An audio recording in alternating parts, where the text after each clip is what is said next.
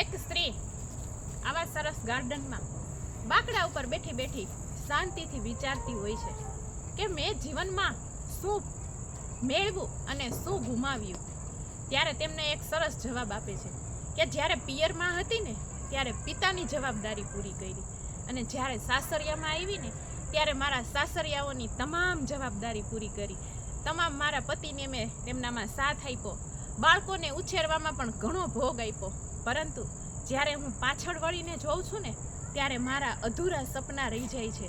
કે ત્યારે એને અંદરથી જવાબ આપે છે કે તું બધાય માટે તો તું જીવી છે, તો તે તારા માટે શું કર્યું એ કે.